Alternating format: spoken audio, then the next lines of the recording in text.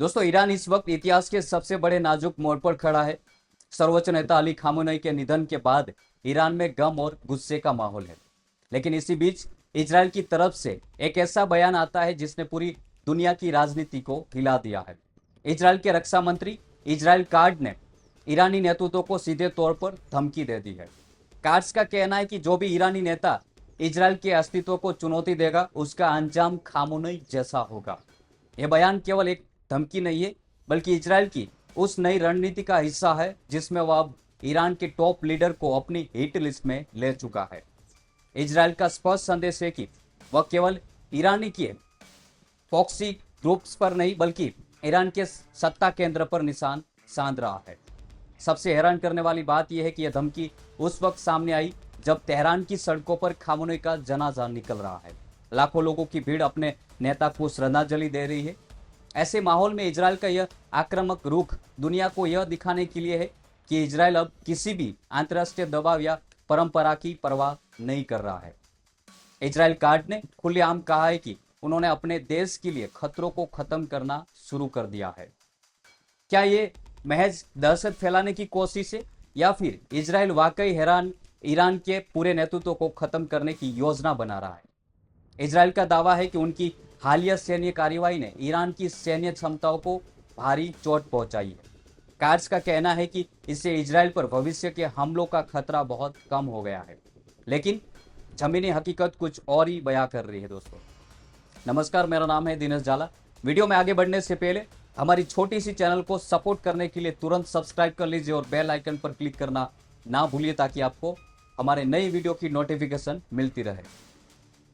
दोस्तों, ईरान की जनता इस वक्त सड़कों पर है और उनके जज्बा उबल रहे हैं। हर तरफ बदला लेने के नारे सुनाई दे रहे। ईरानी जनता का मानना है कि उनके नेता की शहादत बेकार नहीं जाएगी। इजराइल की धमकियों ने आग में घी डालने का काम किया है। इजराइल ने जिस तरह से भाषा का इस्तेमाल किया है उससे ईरान की जनता का गुस्सा और बढ़ गया है। इजराइल शायद ये उम्मीद कर रहा है कि इन धमकियों से ईरान के लोग डर जाएंगे या उनके हौसले पस्त हो जाएंगे, लेकिन ऐसा होता दिख नहीं रहा है। दोस्तों, इसके उलट ईरान की जनता अब और भी एकजुट हो गई है।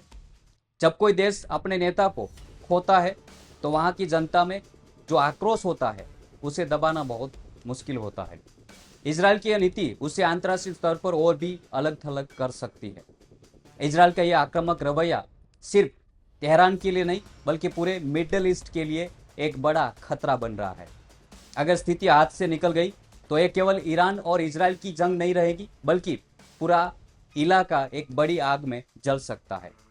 दुनिया अब इजराइल की इन धमकियों को बड़ी गंभीरता से देख रही है। अब सबसे बड़ा सवाल सामने ये आता है कि क्या ईरान इन धमकियों से डरकर पीछे हटने वाला है? इसका जवाब ईरान के विदेशी मंत्री अब्बास अरागची ने साफ दे दिया है। उन्होंने सीधे तौर पर अमेरिका और इजराइल को चेतावनी दी है। उन्होंने कहा है कि धमकियों से न तो ईरान की जनता डरेगी और न ही हमारी सुरक्षा एजेंसियां। ईरान का साफ मानना है कि उनकी सत्ता किसी भी एक व्यक्ति के भरोसे नहीं है। एक व्यवस्था है जो पिछले 4 महीनों के भीषण तनाव में भी अडिग खड़ी है। दुनिया देख रही है कि कैसे ईरान ने हर मोर्चे पर इजराइल का सामना किया है। ईरान का यह जज्बा ही जो उसे दुनिया के दूसरे देशों से अलग खड़ा करता है। इजराइल का यह बौखला हुआ रवैया उनकी अपनी कमजोरी को भी दर्शाता है। अपने ही देश में इजरायली जनता अब नेतन्याहू सरकार के खिलाफ होती जा रही है। ऐसे में ईरान पर हमले की बातें जनता का ध्यान भटकाने का एक जरिया भी हो सकता है। लेकिन यह रणनीति उसे भारी पड़ सकती है। दोस्तों, युद्ध की आग कभी कभी एक तरफा नहीं होती है, आप सब जानते हैं। ईरान की तरफ से ही यह संदेश स्पष्ट है कि वह एक एक चीज का हिसाब लेगा, चाहे वो डोनाल्ड ट्रंप का नाम हो या नेतन्याहू की धमकियां। ईरान किसी को भी नहीं बख्शेगा। ऐसा बयान ईरान के विदेश मंत्री ने दिया है। आने वाले दिन में इस पूरे क्षेत्र के लिए बहुत अहम होने वाले हैं। अगर इजराइल अपने वादे के मुताबिक ईरान के लीडर को निशाना बनाता है तो एक ऐसी जंग को जन्म देगा जिसका अंत किसी को नहीं पता है। फिलहाल पूरी दुनिया की नजरें तेहरान की सड़कों पर है।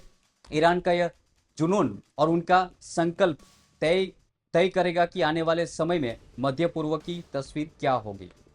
इसराइल की धमकियां चाहे कितनी भी बड़ी क्यों ना हो, ईरान का रुख फिलहाल झुकने वाला नहीं दिखाई दे रहा। ये आने वाले वक्त ही बताएगा कि कौन किसके अस्तित्व को मिटाता है। फिलहाल के लिए इस खबर में इतना ही, और ये खबर आपको अच्छी लगी हो तो कमेंट में अपनी राय जरूर बताइए, और जाने से पहले चैनल को सब्सक्राइब जरूर कर लीजिए। मिलते हैं बहुत जल्द ऐसी जानकारी के साथ। जय हिंद।